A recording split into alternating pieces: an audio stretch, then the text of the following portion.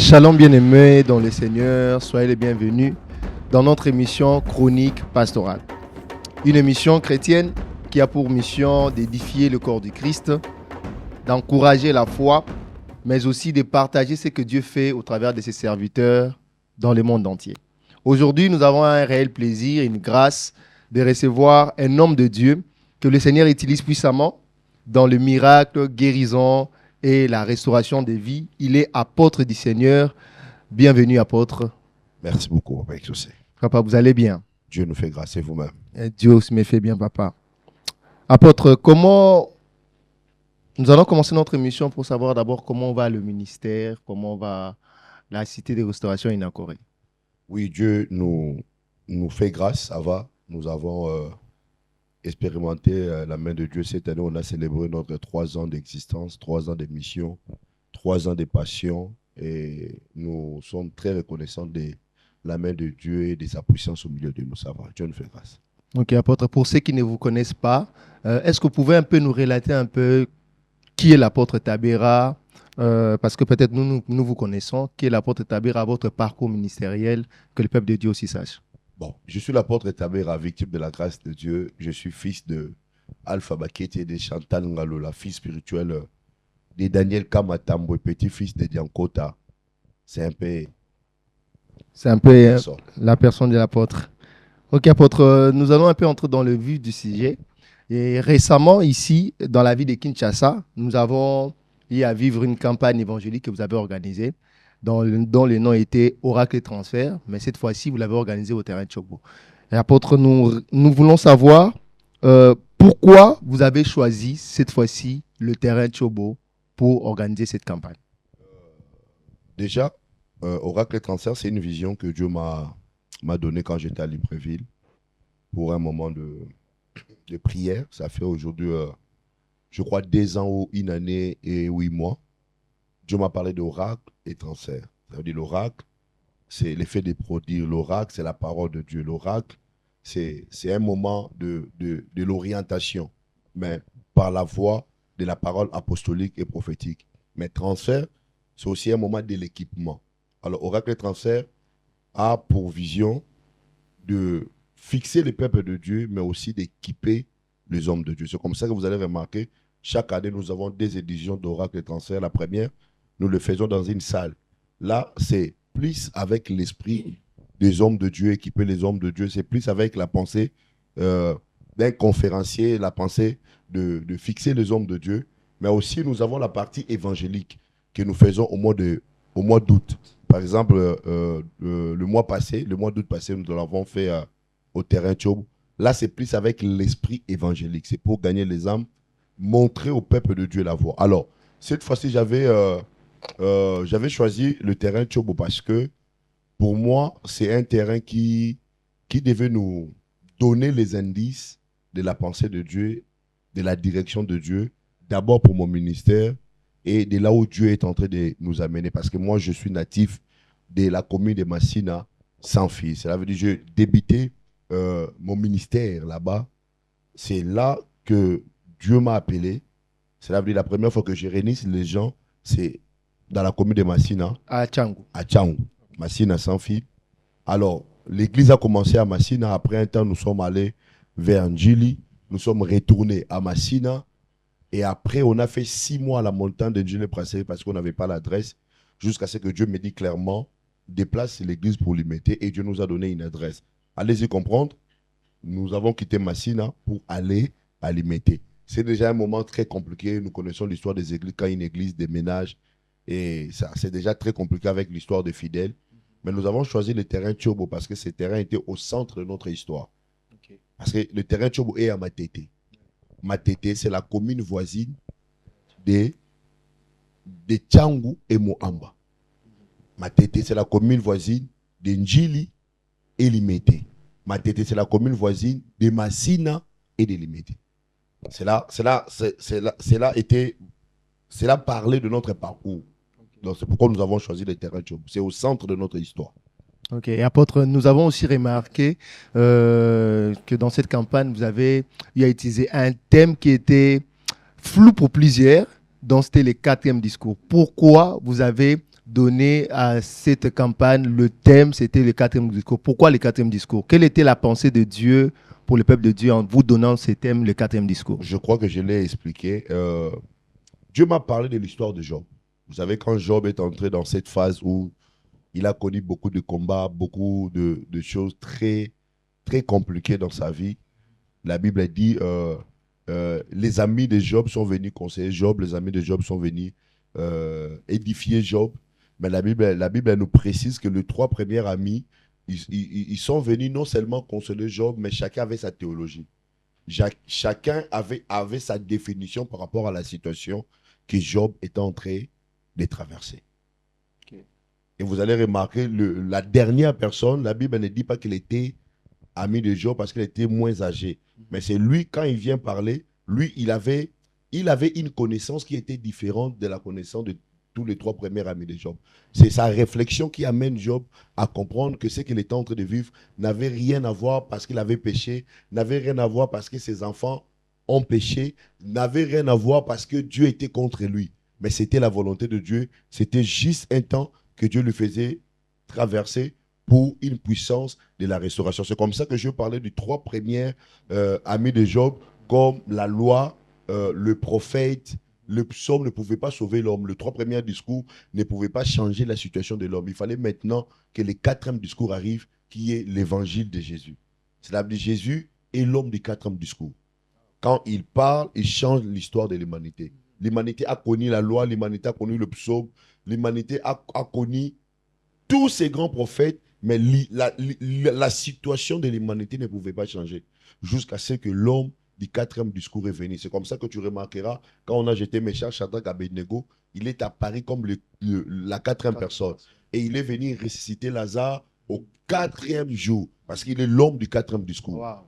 Parce que je considère que quand Lazare est mort, le premier jour, deuxième, troisième, tout le monde disait mes condoléances, tout le monde était là pour compatir avec la famille. Mais quand Jésus est venu comme le quatrième homme, la quatrième personne, l'homme du quatrième discours, lui n'est pas venu dire mes condoléances, lui est venu ressusciter Lazare. Jésus est l'homme du quatrième discours. Quand il part, il change l'histoire de l'humanité. Wow. Donc Jésus comme le quatrième. C'est lui l'homme du quatrième discours. Lui l'homme du quatrième discours. Oh wow, c'est merveilleux. Amen. Et apôtre, il y a eu de miracles qui se sont passés. Nous avons vu les images au travers de votre page aussi. Nous avons vu des images de miracles, des gens qui ont été guéris, des paralytiques qui ont marché. Comment vous avez vécu ces moments? C'est un moment extraordinaire. C'est un moment extraordinaire. Aussi, ceux qui nous connaissent, ceux qui visitent notre église, ce n'est pas pour la première fois que nous voyons Dieu guérir les gens. Mais à chaque fois que Dieu le fait, nous sommes toujours choqués. Par exemple, pendant notre programme de campagne, il y a une maman qui est venue, elle venait du côté de 24, Lingwala. Elle a fait 1 année et 6 mois qu'elle ne pouvait pas marcher. Et sur place, elle a marché. On avait aussi une maman, elle a fait 1 année qu'elle avait un problème avec sa jambe. D'ailleurs, c'est sa fille qui a invité sa maman parce que sa fille prie avec nous. Maman Stéphie, que je salue. Donc, c'est la maman, l'une des mamans de l'église. Okay. La maman a été guérie. On a reçu un camp d'un enfant qui depuis qu'il est né, il ne sait pas parler. L'enfant avait, je crois, 13 ans ou 14 ans. Sur place, il a parlé. En fait, Dieu nous avait promis sa présence. Dieu nous avait promis qu'il sera au milieu de nous. J'ai compris avec le Seigneur, quand il donne une vision, lui-même devient la provision de cette vision. Parce que des fois, les gens disent quand Dieu donne la vision, il pourvoit la provision. Mais j'ai compris que la vraie provision que Dieu peut donner à un homme, c'est sa personne. C'est sa présence. C'est comme ça qu'il a dit à Moïse, tu diras au peuple d'Israël, mon nom est je suis. Il ne voulait pas être le Dieu qu'on appelle pour intervenir, mais il voulait être le Dieu qui est présent. C'est comme ça qu'il a dit, mon nom est je suis. Donc la vraie provision que Dieu peut donner à un homme de Dieu, à une église, c'est sa personne, c'est sa présence. Et nous bénissons Dieu pour tous ces miracles, pour les âmes gagnées pendant notre croisade évangélique à Tchobo. Nous bénissons Dieu pour ça. D'accord, apôtre. Mais comment expliquez-vous en fait cette dimension miraculeuse dans votre ministère où les gens vivent des miracles, comme vous venez de le citer ici, des paralytiques qui marchent? Comment expliquez-vous cette dimension miraculeuse? C'est le résultat de la prière c'est le résultat de gêne ou simplement c'est l'obéissance à la parole de Dieu? Expliquez-nous un peu, apôtre. Bon, moi, je parlerai de la grâce. Je parlerai de la grâce. Je crois à la prière, je suis un homme de prière, je gêne. Mais dans ma théologie, dans ma manière de voir les choses de Dieu, je me pose la question, si je gêne pour avoir un mariage, si je prie pour avoir un mariage, est-ce que c'est réellement la grâce? Si je prie pour me marier et que je suis marié, c'est mariage est le fruit de la grâce ou c'est les conséquences de mes prières? C'est comme ça que moi, je crois à la prière, je crois au gêne, mais je crois plus à la grâce. Et aussi, je crois, c'est la grâce que Dieu nous a faite. Parce que quand Dieu m'a appelé, ce sont les choses qu'il est en train de me promettre. Quand Dieu appelle quelqu'un, Dieu te donne ce qu'on appelle la direction de la mission. Parce qu'il a d'abord le vient et il a le va. Entre le vient et le va, il y a un temps où Dieu te parle clairement. Il y a un temps où Dieu te forme. Quand moi j'ai reçu le Seigneur, Dieu est en train de me parler, qui m'a appelé pour la restauration. Il marchera avec moi dans des signes et dans des prodiges extraordinaires. Et deuxièmement, au-delà de la grâce de Dieu, Dieu a permis que je rencontre des hommes qui opèrent jusqu'à ce jour dans des dimensions des surnaturels extraordinaires. Par exemple, j'ai rencontré l'apôtre Chora Kwetu. Moi, j'ai eu la grâce de rester avec l'apôtre Chora Kwetu dans sa chambre, de passer des moments avec lui. C'est un homme extraordinaire en matière de miracles, en matière de guérison. J'ai eu la grâce d'être imparté par le prophète Fulgence Koussou. Okay. C'est un homme, plusieurs connaissent cet homme dans la facette d'un voyant, c'est lui qui prédit le prophétie dans la nation. Fulgence Koussou, c'est un homme de miracles extraordinaire. J'ai connu des hommes comme de Christian Bokungu, des hommes comme de Michel Ono, des hommes comme de Jiré. Mon père spirituel, l'apôtre Daniel Kama, c'est un homme bizarre en matière de miracles. Je crois que la grâce de Dieu qui est sur moi, cette grâce m'a permis de rencontrer des hommes qui opèrent dans cette dimension. Vous savez, il y a une dimension de la foi qui devient authentique parce que tu as vu Dieu le faire et tu crois qu'il le fera aussi avec toi. Okay. Il y a une dimension de la foi. Moi, je vis des aveugles voir au travers du prophète Fulgence, au travers de Chora Kwetu. J'étais présent. Je vis quelqu'un qui est venu avec et je vis cette personne être guérie. Cela a boosté ma foi. Je savais que Dieu m'a appelé pour ces choses. C'est comme ça que je sais que la grâce est sur moi, mais parce que j'ai vu Dieu le faire et cela a créé en moi la foi que Dieu le fera aussi. Et aussi, la foi dans les miracles commence dans les petites choses. J'ai vu Dieu guérir quelqu'un qui était avec un problème de mbassou. J'ai vu Dieu guérir quelqu'un qui avait un problème de malaria. J'ai vu Dieu commencer à travailler avec moi dans des guérisons, des petites guérisons, si je peux dire comme ça. J'ai vu dans les petites choses Dieu opérer. Et dans toutes ces choses-là, Dieu est en train de faire grandir ma foi dans le miraculé. Et je savais que Dieu allait opérer un miracle. Parce qu'il est avec moi et il est fidèle à ses promesses. Wow. Apôtre, nous restons toujours dans ces cadres de oracle et transfert à Tchobo. Apôtre, expliquez-moi un peu. Il y a trop de critiques, il y a trop de gens qui parlent des guérisons qui se sont passées à Tchobo. Comment vivez-vous cette expérience, que ce soit dans votre vie personnelle, que ce soit en termes de ministère? Comment vous vivez ces critiques concernant le miracle que Dieu fait avec vous? En fait, moi, je bénis Dieu pour ma vie. C'est l'une des questions que ma femme m'a toujours posée. Je bénis Dieu. Je la salue là où elle est, ma femme, maman Romélie. Elle m'a toujours demandé comment je fais après avoir Dieu opéré des surnaturels dans ma vie.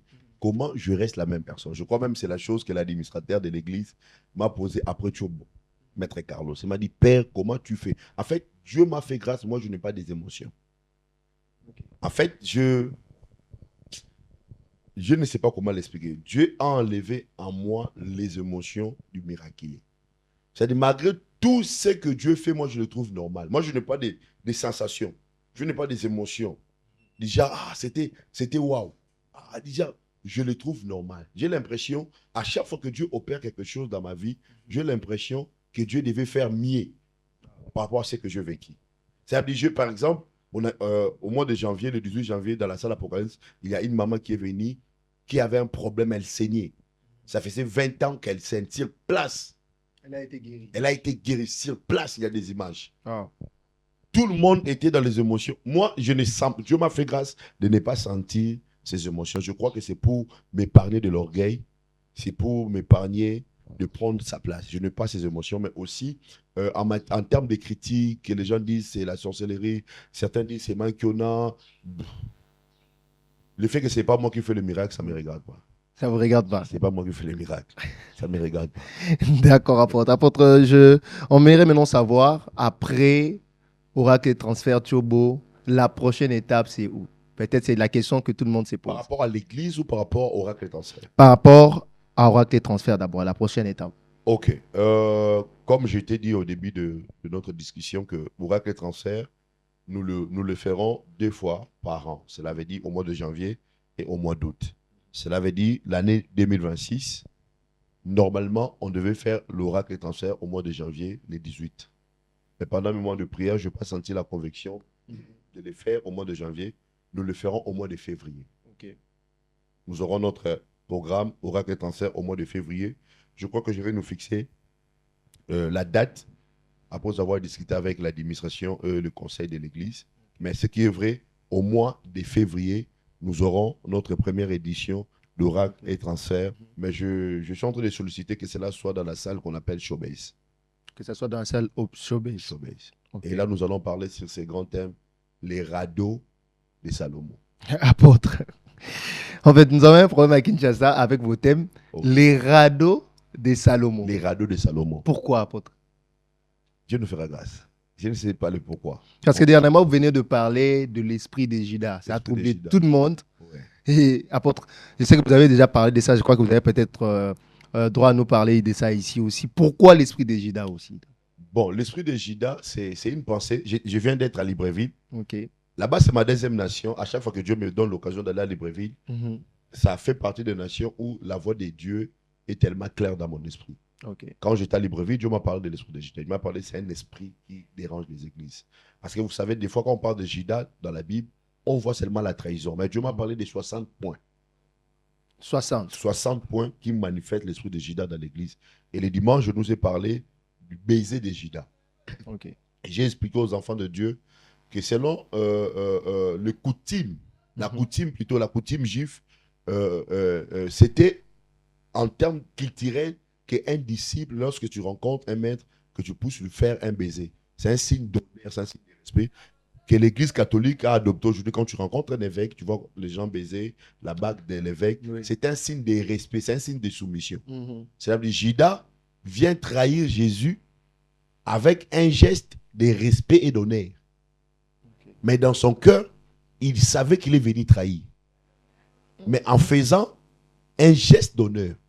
C'est comme ça que Dieu m'a dit, dans l'église, nous avons aujourd'hui des gens qui ont l'esprit de Judas, qui glorifient Dieu, qui ont l'honneur, qui célèbrent ce que Dieu fait dans la bouche, mais dans leur cœur. Ils sont animés déjà par l'esprit de Judas. C'est comme ça que tu peux voir quelqu'un dire, mon père, my father, my father. Ça, c'est l'honneur de la bouche, c'est un baiser de Judas. Mais dans son cœur, il est capable de trahir. Okay. Nous sommes entourés de hommes et de frères qui peuvent te célébrer, qui peuvent te dire, nous sommes contents pour ton mariage.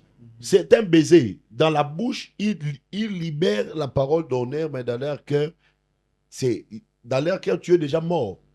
C'est comme ça que Jésus dit à Judas, fais ce que tu es venu faire, mon ami. C'est comme ça que j'ai expliqué aux enfants de Dieu que quand tu remarques quelqu'un avec un esprit de Judas, toi continue à l'appeler mon ami. Jésus savait que Judas est venu lui trahir. Il a dit, fais ce que tu es venu faire, mon ami. Et je les ai conseillés. Vous allez remarquer, dans la vie de Jésus, Jésus a fait tout avec Judas. Judas a même chassé les démons.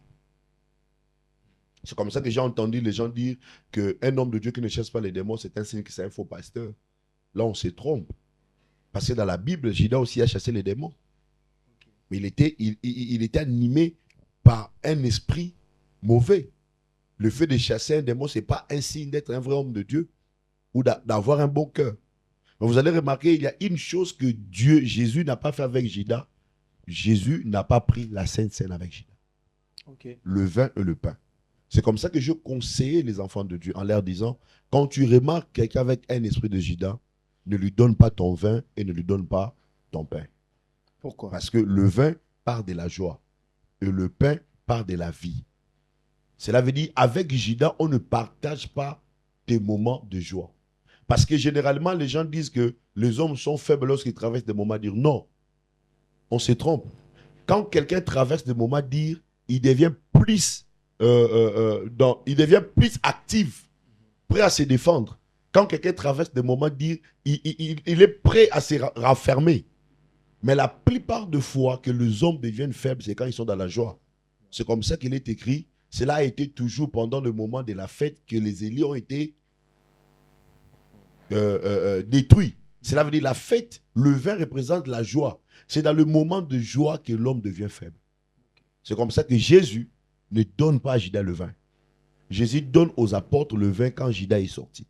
C'est-à-dire quand tu veux vaincre Judas, ne lui partage pas ton vin. Et deuxièmement, c'est le pain. Le pain, c'est la vie. Jésus dit, prenez mon corps. Le pain, c'est la vie. L'homme ne va pas seulement du pain, mais de toutes paroles. Cela veut dire, le pain, c'est tout ce que l'homme a besoin pour vivre. Cela veut dire, Judas, ne partage pas avec Judas tes moments de joie et ne partage pas avec Judas ta vie. C'était vraiment merveilleux ces moments. Waouh, très merveilleux alors. Et apôtre, même nous avons un problème avec vos thèmes, esprit de Judas, et vous nous avez promis ici bientôt à la salle Sobeuse, les thèmes c'est encore les radeaux. Les radeaux de Salomon. Les radeaux de Salomon. Apôtre. Alors, quelles sont les nouvelles concernant l'Église prochainement?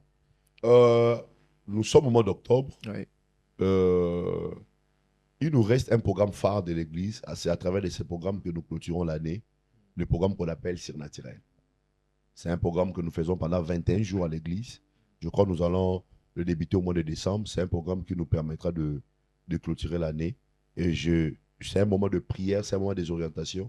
C'est un moment qui nous permet d'écouter la voix de Dieu pour l'année qui va arriver. Parce que moi, je crois, personnellement, les années ne sont pas seulement des dates, les années ne sont pas seulement des mois, mais les années sont des réalités. C'est l'ensemble des destinées, c'est l'ensemble des décisions, c'est l'ensemble des déterminations qu'un homme peut appliquer pour avoir possession dans une nouvelle année.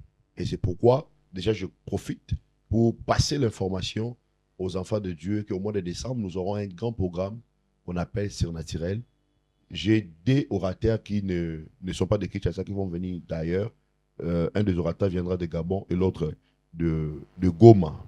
Okay. Je crois que l'affiche sera bientôt disponible. J'invite désormais les enfants de Dieu, quand tu verras l'affiche, fais l'effort de venir prier avec nous pendant 21 jours parce que ce sont des moments de miracles, ce sont des moments de témoignages et Dieu ne cesse de nous faire du bien pendant ce programme qu'on appelle Surnaturel. Wow. Gloire soit rendue à Dieu, apôtre. Avant de renfermer, nous renfermons la page Oracle et transfert, mais nous restons en fait dans les cadres miracles. Apôtre, aujourd'hui, nous remarquons qu'il y a ces phénomènes des faux miracles. Dieu vous utilise puissamment dans les miracles. Que dites-vous de ces phénomènes? Dernièrement, nous avons vécu une scène d'un faux miracle. Qu'est-ce que vous dites par rapport à ces phénomènes faux miracles? Parce que ça peut pousser aussi le peuple de Dieu de ne plus croire aux miracles. Déjà, vous devez savoir, si on doit parler de vrai, c'est qu'il y aura toujours le faux. Cela veut dire, cette histoire de faux miracles, de faux hommes de Dieu, de faux serviteurs de Dieu, même si nous prions, même si nous parlons en langue, même si nous montons mangengenge, cela ne va pas disparaître. Parce que le maître a dit, laissez-les croître ensemble. L'histoire de bleu est livrée. C'est le maître lui-même, le maître du chant, qui a décidé, il a dit, laissez-les croître ensemble. Mais moi, je crois aussi, dans une autre facette, cela doit être l'une des raisons qui doit nous pousser à travailler. Okay. S'il y a le faux, c'est qu'il y a aussi le vrai. Et quand le diable envoie le faux miracle dans l'église, tout ce qu'il cherche, c'est amener l'incrédulité au cœur du peuple. Quand le diable expose le faux homme de Dieu, tout ce qu'il cherche, c'est créer l'incrédulité dans le cœur des enfants de Dieu. Et moi, je ne suis pas de ceux qui célèbrent le faux, je ne suis pas de ceux qui parlent beaucoup du faux. Je fais partie de ceux qui célèbrent le vrai. Moi, je crois que la meilleure façon de combattre le faux, c'est de célébrer le vrai.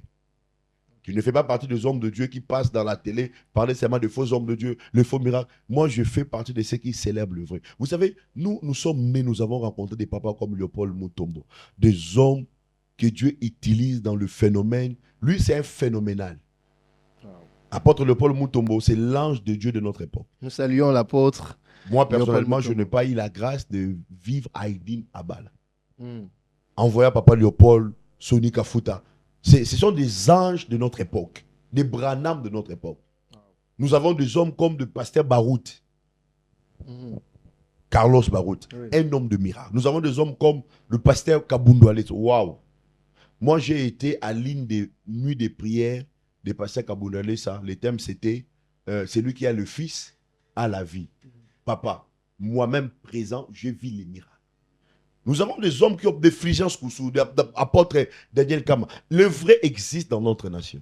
Le comble est que les diables exposent beaucoup le faux. Ce n'est pas Dieu qui expose le faux, c'est le diable lui-même. Parce qu'il veut créer l'incrédulité. Parce que là où il y a l'incrédulité, il n'y a pas le miracle. Là où il y a l'incrédulité, le Saint-Esprit ne peut pas travailler. Là où il y a l'incrédulité, l'évangile ne peut pas gagner beaucoup des âmes. C'est comme ça que j'appelle aux enfants de Dieu, j'appelle aux hommes de Dieu. Faites ce que Dieu vous demande à faire. Nous sommes dans un temps où le diable est en train d'exposer. Remarquez, le maître dit laissez-le croître ensemble. C'est au temps de la moisson qu'on va séparer. Or, quand on parle de la moisson, on parle de la maturité. Cela veut dire la différence entre le faux et le vrai, ça sera au niveau de la maturité. C'est comme ça que l'évangile est appelé à grandir. Les hommes de Dieu sont appelés à grandir. Dieu nous appelle à atteindre la maturité. Dieu nous appelle à atteindre le sommet. Il est écrit à notre sujet, mon serviteur s'élèvera, il montera et il sera haut placé. Cela veut dire nous sommes appelés à monter et être haut placé. Je encourage aux hommes de Dieu, je encourage aux servants de Dieu de travailler, de gagner les âmes. Jésus est Dieu et le vrai miracle existe. Wow, le vrai miracle existe. D'accord, apôtre. Nous entrons aussi encore dans ces contextes. Moi-même aussi, de soi, j'ai reçu des prophéties. Jusqu'à aujourd'hui, on n'a jamais vécu cela. Que dites-vous des miracles non accomplis? Et le peuple de Dieu est fatigué. Des prophéties, voilà. Écoute une prophétie. Des prophéties non accomplies. En fait, je vais te dire quelque chose. Dans ma théologie, dans ma compréhension, avec le Saint-Esprit, j'ai compris qu'il existe des domaines. Il existe le domaine de l'exaucement et le domaine de l'accomplissement. Okay. Le domaine de l'exaucement, c'est le domaine céleste. Le domaine de l'accomplissement, c'est le domaine de la terre. C'est comme ça quand tu lis le livre de Daniel, Daniel prie parce qu'il a remarqué que les années que le prophète Jérémie avait annoncé qu'ils devaient être les esclaves en Babylone étaient déjà épuisées. Daniel prie. Mais il prie pendant 21 jours. Au 21e jour, l'ange Gabriel apparaît à Daniel. Il dit à Daniel, dès le jour où tu as eu l'idée, pas quand tu as commencé à prier, dès le jour où tu as eu l'idée de prier, Dieu t'avait déjà exaucé. Okay. Donc, Daniel était déjà exaucé. Mais physiquement, il ne voyait pas l'accomplissement de l'exaucement. C'est comme ça que dans la prière de notre Père, Jésus dit, quand vous priez, dites au Père que ta volonté soit faite sur la terre. Comme au ciel. C'est-à-dire au ciel, il y a déjà une volonté qui est faite. C'est ça l'exaucement. C'est-à-dire quand l'homme de Dieu passe sur ta vie, il ne te dit pas les choses qu'il invente. En réalité, Dieu te rêve. En fait, en réalité, tout ce que nous prophétisons, ce sont des volontés qui est déjà exaucées dans le ciel pour quelqu'un.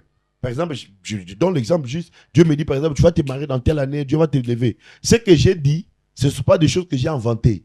Ce ne sont pas des choses que Dieu va créer dans ta vie. Ce sont des choses que Dieu a déjà accomplies. C'est la volonté qui s'est faite dans le ciel. Maintenant, pour que cette volonté s'accomplisse sur la terre, il y a des procédures à respecter. C'est là qu'il y a maintenant cette affaire de prophétie non accomplie. C'est là qu'il y a cette affaire-là. Dieu, par exemple, je me pose la question, le prophète te parle de la part de Dieu, ainsi par l'Éternel, je te vois te marier.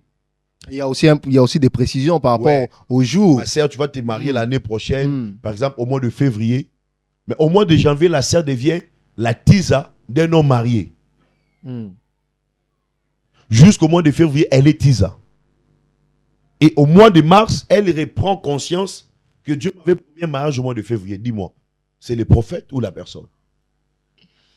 Je crois que nous avons la responsabilité de travailler, de prier, de marcher dans la voie de Dieu afin que nous vivons ce que Dieu nous a promis. En réalité, tout ce que Dieu nous promet est dans sa voie. Quand tu es hors la voie de Dieu, tu ne vis pas l'accomplissement. tu ne peux pas vivre l'accomplissement de ce que Dieu t'a promis hors sa voix. La plupart des fois, ce que nous vécons, c'est parce que les hommes à qui on a prophétisé ne marchent pas à la voix de Dieu. Mais deuxièmement aussi, ce sont des sentiments des prophètes. Ok. Parce que c'est même l'une des questions que j'allais poser. Alors, pour celui qui marche dans Des l'intégrité... fois, ce sont des sentiments des prophètes. En fait, je suis dérangé avec les prophétiques de Kinshasa. J'ai l'impression que Dieu est bavard à Kinshasa. Le Dieu de Congolais est bavard. Il parle chaque jour. Comment expliquer ça? Et Dieu parle. Dieu parle. À Kinshasa, Dieu parle. Dieu est bavard. Est-ce qu'un prophète, est-ce qu'un prophète est obligé de dire ainsi dit l'Éternel dans chaque réunion? C'est comme ça que c'est pourquoi je vais travailler au mois de février, quand je parlerai des radeaux de Salomon. Ça sera pour fixer les choses. Je suis en train de prier personnellement que Dieu élève des prophètes plus que les voyants. Parce qu'aujourd'hui à Kinshasa, on a plus de voyants que de prophètes. Les voyants, ce sont des hommes qui sont à la recherche de voir. Les voyants sont des hommes qui sont à la recherche de la clairvoyance. Et ils veulent voir. Mais le prophète est un messager. Il n'a pas besoin de dire, sa présence est un message. C'est comme ça que le jour où Samuel arrive dans la ville où il devait oindre David, la Bible dit, les anciens sont venus dire à Samuel, ta présence nous annonce quoi? Parce que lui n'est pas un voyant. Samuel, c'est un prophète. À Kinshasa, on a plus de voyants que de prophètes. Nous avons peu de prophètes. Ou sa présence. Il n'a pas besoin de dire ainsi par l'Éternel. Sa présence est un signe. Sa présence est un message. Le vœu de mon cœur, que Dieu élève des prophètes. Amen. Quand Amen. on a besoin du ministère prophétique. Yes. Je crois que le ministère prophétique, c'est l'un des ministères que Dieu va beaucoup utiliser pour fixer l'Église dans ces temps de la fin. C'est comme ça que le diable est en train d'élever beaucoup de voyous qui s'est fait appeler voyants pour détruire l'efficacité du ministère prophétique. Je salue le travail du prophète. J'ai béni Dieu pour la vie des prophètes. Nous n'avons pas seulement de voix, nous n'avons pas seulement des bandits, nous avons des prophètes dans cette nation. Et j'ai béni Dieu pour la vie de tous ces prophètes qui travaillent pour construire le corps de Christ, qui travaillent pour que l'Église atteigne la maturité qu'il faut. Amen, amen, amen, amen. Apôtre, quel conseil que vous pouvez donner à cette génération qui aspire au prophétique, qui aspire au miracle? Quel conseil, parce que vous êtes passé dans ces tunnels-là et tout, quel conseil que vous pouvez donner à ces jeunes serviteurs qui viennent derrière vous? Je vais parler à cette génération en leur disant, je vais leur parler de 3 choses. La première des choses, je leur dirai, tout ce que vous cherchez venant de Dieu, Dieu l'a mis en vous. Cela veut dire, tout ce qu'ils cherchent là, Dieu les a mis en eux. La deuxième des choses, je vous dirai, pour ceux qui cherchent au prophétique, il est écrit dans l'Apocalypse, le témoignage de Jésus est l'esprit de la prophétie. Vous ne pouvez pas recevoir ce que vous cherchez en dehors de Jésus. Il a dit, tout ce que vous demanderez à mon Père en mon nom, il vous le donnera. Cela veut dire la clé qui ouvre tout ce que vous cherchez, c'est Jésus. Commencez d'abord à chercher Jésus et le Jésus là vous amènera dans votre couloir. Tu n'as pas besoin de voir. Tu n'as pas besoin de dire je suis en train de voir pour que tu puisses faire un travail efficace. D'ailleurs, regardons Kinshasa. Donc, Kinshasa même débat en termes, réduisons même le débat, en termes de la grandeur, en termes de foule. La plupart des hommes de Dieu qui ont des grandes églises à Kinshasa ne sont pas des prophètes. La plupart des hommes de Dieu qui traînent des foules, ils ne disent pas je vois. Tu vois? Oui, ça c'est Cela veut dire, tu peux être efficace dans ce que Dieu t'a appelé sans commencer à voir. Quand je parle de voir, exercer les prophéties comme cette génération le cherche. Je vous dis des choses que j'ai appris, des choses que j'ai compris. Moi aussi, au début de mon ministère, je voyais, j'étais dans les choses de voyants, j'étais dans les choses de tout ça. C'est comme ça que la plupart des gens m'appellent apôtre voyant. J'étais dans le professeur, Kena, tout ça. Tout ce qu'on dit, la professeur. J'étais dans ces choses-là. Mais je compris. Je vois jusqu'à ce jour. Mais j'ai compris que je suis un Youtus. Je suis un message. Je suis apôtre. La prophétie en termes de parole de connaissance, doit venir juste accompagner ce que nous sommes en train de faire. J'encourage à cette génération à travailler ce que Dieu vous a donné. Ce que Dieu vous a donné attirera ce que vous cherchez. S'ils apprennent à travailler ce que Dieu les a donné, ce que Dieu les a donné attirera ceux qui sont en train de chercher. C'est comme ça que vous allez remarquer au début de la vie ministérielle de Pierre, la Bible dit, le jour où il rencontre ces paralytiques qui cherchaient l'argent, Pierre dit à ces paralytiques, nous avons ni l'or, ni argent, mais ce que j'ai, je te le donne. Cela veut dire Pierre manquait l'argent et l'or, mais il était conscient de ce qu'il avait. Mais lisons plus tard, là, il dit, les gens vendaient leurs biens et mettaient l'argent au pied de Pierre. Cela veut dire, au début de son ministère, il a manqué l'argent et l'or, mais il a travaillé ce qu'il avait. Plus tard, ce qu'il avait a attiré ce qu'il manquait. On ne peut que recevoir ce que nous manquons en travaillant sur ce que nous avons. Wow. Wow. Merci, apôtre. Apôtre, l'adresse de l'église est où précisément? Nous sommes dans la commune de Lumété, 18e mairie industrielle, référence paroisse Saint-Augustin, sur l'avenue des Héritiers numéro 8. Ok, c'est vers la 18e rue. 18e mairie. Dès que vous arrivez vers la station qui est là. Derrière la station, okay. Vous verrez une école qu'on appelle paroisse Saint-Augustin ou Saint-Augustin. Okay. En face de cette école, il y a l'avenue des Héritiers. Nous sommes au numéro 8. D'accord. Peuple de Dieu, nous étions avec l'apôtre Tabera. Nous avons parlé longuement sur plusieurs sujets concernant la campagne évangélique Oracle et Transfert, concernant le miracle qui s'est passé, mais aussi sur le programme phare qui arrive. Après, vous avez dit que Oracle et Transfert, au mois de février, peut-être à la salle Sobeys. La salle Sobeys. Et aussi, le mois qui suit, le mois de novembre, on aura Surnaturel. Cette année, au mois de novembre, nous aurons notre programme Surnaturel 21. Surnaturel 21. Apôtre, j'aimerais que vous priez. On va se séparer avec cette prière. Vous allez prier pour ces personnes qui nous ont suivis, ces jeunes serviteurs, ces peuples de Dieu qui nous ont suivis dans tous les domaines confondus. Priez, les recommander entre les mains du Seigneur. On va prier. Seigneur, je te rends grâce pour la vie de ton peuple, pour la vie de tes serviteurs. Tu as dit, je les ramènerai dans le désert, je leur enseignerai. Seigneur, merci pour ces temps de qualité d'enseignement. Toi qui parles mieux que Salomon, toi qui parles mieux que le prophète, parle à leur cœur afin qu'ils trouvent la direction. Je prie pour la fin de cette année. Seigneur, nous chassons l'esprit des morts. Nous disons non à la mort. Nous prions pour ta bénédiction. Nous prions pour la longévité. Nous prions pour la vie. Nous prions pour la force. Nous prions pour l'efficacité. Au nom de Jésus-Christ, nous avons ainsi prié. Nous disons Amen. Amen. Que Dieu vous bénisse abondamment. Rendez-vous dans notre prochaine émission. Merci.